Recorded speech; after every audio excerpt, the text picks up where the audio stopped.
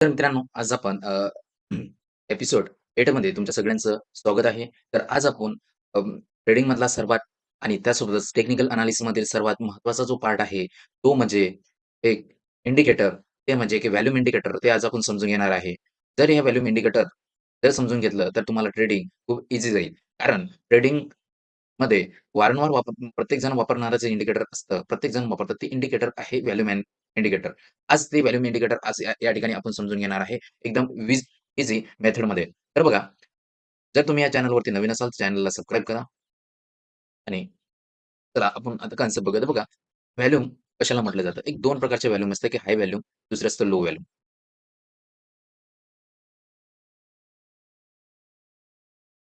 2 प्रकारचे व्हॅल्यूम या ठिकाणी आपल्याला बघायला मिळतात. तर बघा, हाय व्हॅल्यूम जे असतात, व्हॅल्यूम कशाला म्हटलं जातं? तर बघा, व्हॅल्यूम म्हणजे पार्टिसिपंटची संख्या. म्हणजे जर एखादी ग्रीन कॅन्डल बनत असेल, तर त्या ठिकाणी बायर किती पार्टिसिपंट आहे ते दाखवतं. जर एखाद्या ठिकाणी रेड कॅन्डल बनत असेल, तर त्या ठिकाणी सेलरची किती पार्टिसिपंट आहेत ते आपल्याला दाखवतं. जर स्ट्राँग व्हॅल्यूम जर बनत असेल, तर त्या ठिकाणी आपल्याला स्ट्राँग पार्टिसिपंट बघायला मिळतं. बघा, स्ट्राँग व्हॅल्यूम कुठं असते? तर बघा, एका ठिकाणी एक स्ट्राँग कॅन्डल बनलेली आहे. ठीक आहे. मग रेड असो की ग्रीन असो. तर मग आपल्याला ती स्ट्राँग असले हे कसं आपल्याला कळतं? एक न्यूज आली असेल किंवा ब्रेकआउट आलेलं असेल किंवा त्या ठिकाणी पॅनिक झालेलं असेल, त्या ठिकाणी आपल्याला स्ट्राँग कॅन्डल बघायला मिळते. त्यानंतर बघा लो व्हॅल्यूम कशाला म्हणतात? बघा, लो व्हॅल्यूम म्हणजे वीक पार्टिसिपेंट. बघा, या ठिकाणी एक छोटीशी कॅन्डल बनलेली आहे, हे लक्षात घ्या. पण या तुलनेमध्ये ही कॅन्डल जी आहे खूप छोटी आहे, हे लक्षात घ्या. कारण या ठिकाणी पार्टिसिपंटची संख्या या ठिकाणी खूप कमी आहे, असं समजा. म्हणजे यामध्ये भाग घेणारी संख्या खूप कमी आहे असं. म्हणजे या ठिकाणी जर एखादा ब्रेकआउट असेल, तर तो ब्रेकआउट फेल होण्याची शक्यता या ठिकाणी आपल्याला दिसून येऊ शकते. हे आपल्याला त्या ठिकाणी लक्षात ठेवलं पाहिजे. तर ह्या बेसिक कन्सेप्ट होत्या हाय आणि लो व्हॉल्यूमच्या. तर बघा,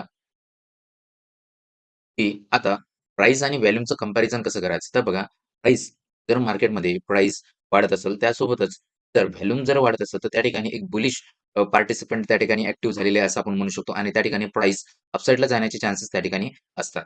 ठीक आहे. तर हे कन्सेप्ट 1. तर कन्सेप्ट 2 एक आहे, की प्राइस जर वाढत असेल आणि व्हॅल्यूम जर डिक्रीज होत असेल, प्राइस वाढत आहे आणि व्हॅल्यूम डिक्रीज होत आहे. म्हणजेच त्या ठिकाणी जे मूव्ह येणार आहे, तो वीक येणार आहे किंवा जर ब्रेकआउट देत असेल, तर ते फेल्स ब्रेकआउट होऊ शकतात. हां.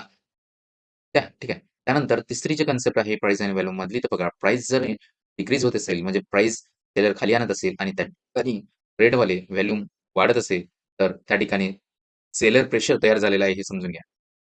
रेडवाला व्हॅल्यूम आणि रेडवाले कॅन्डल जर खाली येत असेल, तर त्या ठिकाणी सेलर ॲक्टिव्ह झालेले आहे किंवा सेलर पार्टिसिपंट त्या ठिकाणी ॲक्टिव्ह झालेला आहे हे समजून घ्यावं. ठीक आहे. तर आणि त्यानंतर प्राइस खाली येण्याची दाट शक्यता असतं. आता बघा, एक असतं प्राइस व्हॅल्यूम. प्राइस या ठिकाणी डाउन साइडला जात आहे आणि व्हॅल्यूम सुद्धा डाउन साइडला आहे. म्हणजे बघा, ही अपोझिट होत आहे. अपोझिट असल्याच्या कारणात बघा, की प्राइस खाली येत आहे आणि व्हॅल्यूम सुद्धा डिक्रीज होत आहे. प्राइस खाली येत आहे आणि व्हॅल्यूम सुद्धा छोटी-छोटी बनत आहे. म्हणजे त्या सेलिंग वीक आली आहे, असे आपण म्हणू शकतो. त्या ठिकाणी सेलिंगचं जे प्रेशर आहे, ते वीक होत आहे. म्हणजे त्याच ठिकाणी डायव्हर्जन येण्याची पॉसिबिलिटी असते. म्हणजे प्राइस रिव्हर्स होण्याची पॉसिबिलिटी असते. तर ठीक आहे. तर ही कन्सेप्ट तुम्हाला कळल्याच असते. ठीक आहे.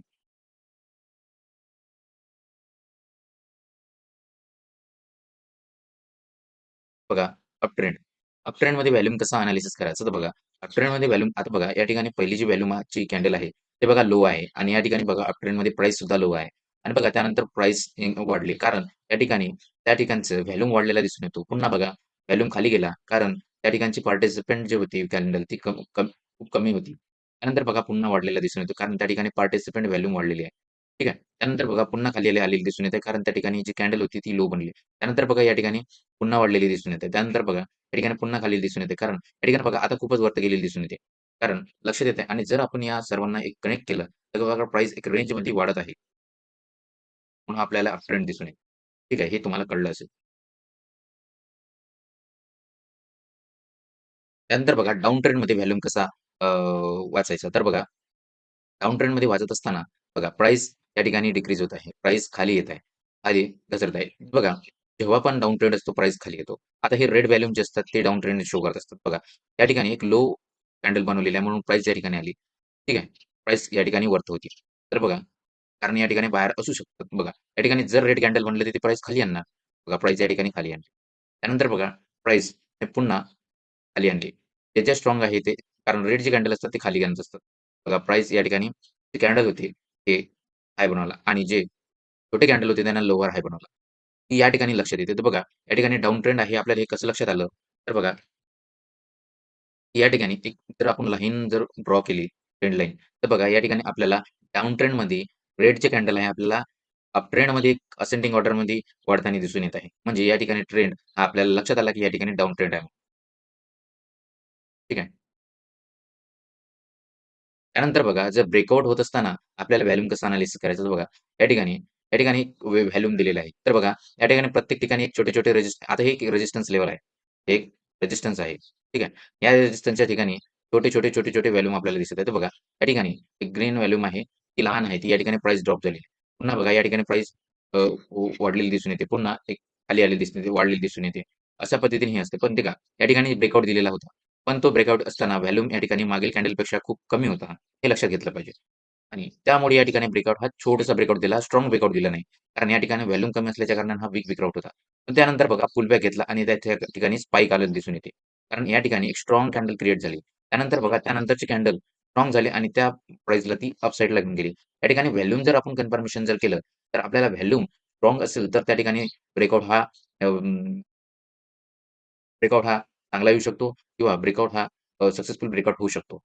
नाहीतर तर या ठिकाणी व्हॉल्यूम स्पाइक जर छोटे असेल किंवा व्हॉल्यूम कॅन्डल छोटे बनत असेल, तर फॉल्स ब्रेकआउट येण्याची पॉसिबिलिटी असतं.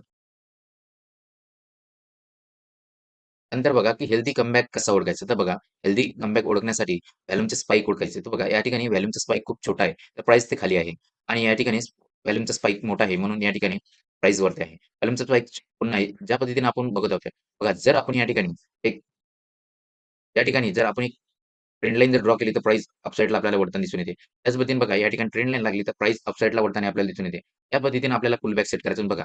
प्राइस एकदम ड्रॉप झाली आणि त्यानंतर प्राइस एकदम ड्रॉप झाल्यानंतर बघा या ठिकाणी स्पाइक आलेला दिसून येतो.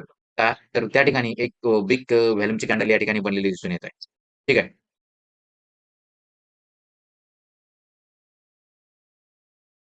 बघा त्यानंतर व्हॉल्यूमचं क्लायमॅक्स कसं ओळखायचं बघा. क्लायमॅक्स ओळखत असताना एक छोटंसं ट्रेंडमध्ये व्हॉल्यूम येतं. व्हॉल्यूम आल्यानंतर बघा एक ट्रेंड लाईन आपण या ठिकाणी ड्रॉ केली. आणि बघा प्राइस कंटिन्युअसली अप साइडला आपल्याला जाताना दिसतंय. परंतु अचानक एक स्पाइक येतं मार्केटमध्ये. अचानक एक स्पाइक येतं मार्केटमध्ये. त्यानंतर एक स्पाइक येतं. आता हे एक्स्ट्रीम प्राइस कसे ओळखायचं बघा. प्राइस अचानक वाढली, हे आपल्या लक्षात आलं. प्राइस अचानक वाढली. पण त्यानंतर एक स्पाइक आली आणि प्राइसला ते अचानक वरती घेऊन घेतली. वरती नेली. आणि त्यानंतरची कॅन्डल ही खूप लो बनली आणि ते प्राइसला खाली घेऊन आलं. याला व्हॉल्यूम क्लायमॅक्स असं म्हटलं जातं.